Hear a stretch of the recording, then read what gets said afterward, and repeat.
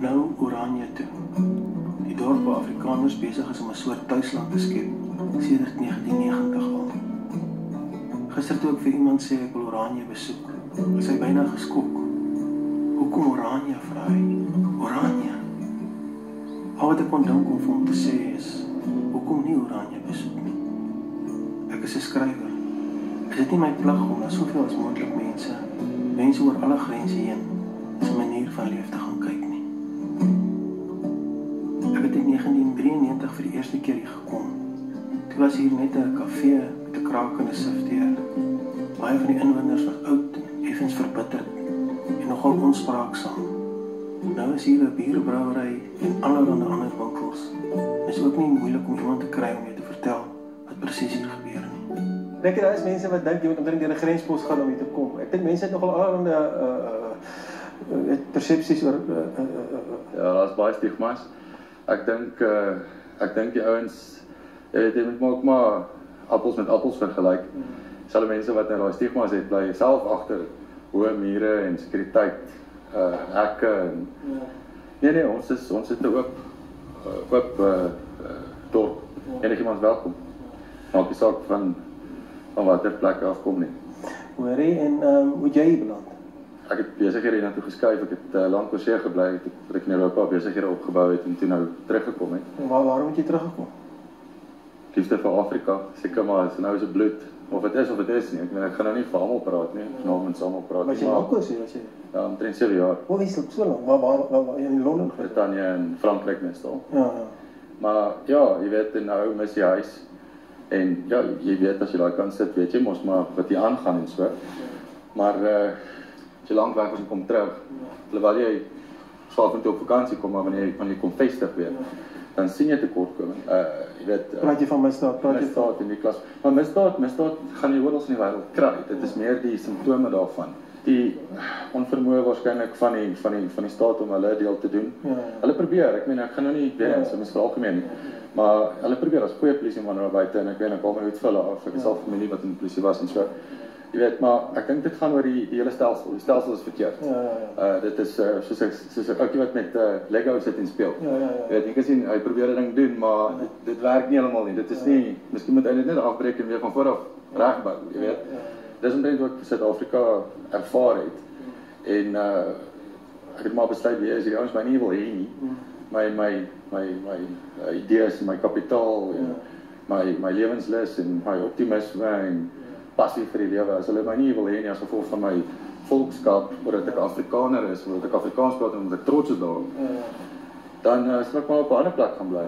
En ja, toe sê 'n vriend van my, weet jy, voordat jy besluit neem om terug te gaan Europa toe, kom kyk net bietjie na Oranje. Weet, vat jou kar, ry bietjie deur, bly vir 'n dag of twee en laat weet my wat jy dink. Maat, dit was 'n goeie stukkie advies geweest daai hoor. Dit was my presies soos in Frankryk. Dit is soos 'n Franse dorpie, dit is net Afrikaans. Jy weet, dit is net soos dit Frans is dit Afrikaners. En hulle het hulle kulturele dinge en ons het ons kulturele dinge. So Oranje was vir my glad nie vreemd in konteks van kultuurgroep wat op sy eie in sy eie kultuur en met sy eie tradisies en sy eie lewenswyse nou maar net voortgaan nie. Niks teen multikulturalisme nie. Ek weet dit is ook 'n mens moet soveel as moontlik ander kulture ervaar, maar ek dink jy moet dit doen vanuit 'n basis. Solank jy 'n basis het, soos Israel byvoorbeeld. Ek weet daar's baie Jode reg oor die wêreld, maar hulle het hulle plek. Hulle is bidplek. Jy weet waar is ons plek? Waar is ons basis waarvandaan ons kan, jy weet, kreatief, progressief, kultureel bemagtigend kan lewe. Dit is vir my belangrik daai. Baie mense dink ek, of mense daarby wat nie weet, party mense is maar ongelig. Die eerste ding wat hulle dink is as hulle hoor Oranje, dan dink hulle klomp regs is wat hulle self isoleer. Julle isoleer julle self nie heeltemal nie. Julle neem deel aan die regeringsproses. Ek dink ja, absoluut. Kyk, die ding is ons staan vir 'n vrye markekonomie. Kom ons begin daar. So, die oomblik as jy handel dryf, dan maak dit nou maar nie saak met wie jy handel dryf nie. Elke ou se geld in jou keer nie, verstaan? So ons in die praktyk kan 'n swart mens hier 'n huis koop. Ja, jy is welkom, jy kom vakansie hou, Hy kan nie huis koop as hy wil, as hy sê hy's 'n Afrikaner. As hy sê dat hy in die eerste plek Hoe word so besluit geneem? As jy nou iemand wil huis kry, ek wil die huis koop, moet ek ergens toestemming kry by 'n dorpsraad of Ja. Kyk, as jy nou, kom ons sê vir elke mens al, jy swart, né? Jy identifiseer in die eerste plek met die Afrikaner volk. Jy sê luister, daai geskiedenis van Jan van Riebeeck, die groot trek, Boereoorlog, daai ding. Dis my mense se geskiedenis daar. Jy praat Afrikaans as jou moedertaal. Jy staan vir selfstandigheid, jy staan vir selfbeskikking, selfbestuur, dat die Afrikaner homself bestuur. Dan maak dit mos nou nie saak of jy geel of swart is nie. As dit is waarin jy glo, dan is jy mos nou 'n Afrikaner. As jy die kultuur as om die kleur. Presies. Ja, het julle bedienis in die huise, wie maak jou huise skoon die straat? Ja, dis tannies wat hulle eie besigheid het, wat skoonmaakdienste verrig. Selfwerksaamheid. Alles? Ja. Nee, kyk, as jy in Australië gaan bly, wie gaan jou bed opmaak? As jy in Frankryk of Engeland gaan bly, of Kanada gaan bly, wie gaan jou bed opmaak? Dit is daar, wie gaan jou tuin werk? Ons doen ons eie ding.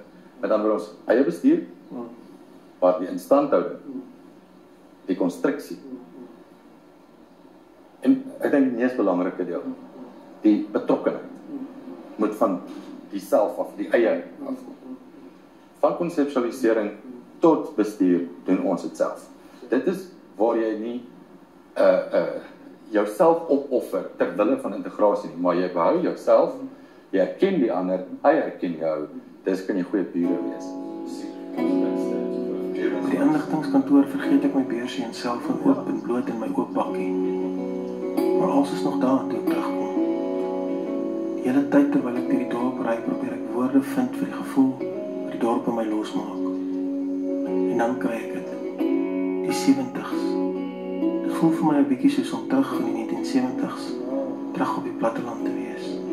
Die silwergeverfde voorhekkies, netjies, voorstoepe waarop nog gesit word. Die kinders in die strate, party in hul skooldrag. Blink skoon dorpswembad. Oranje het self sy eie radiostasie.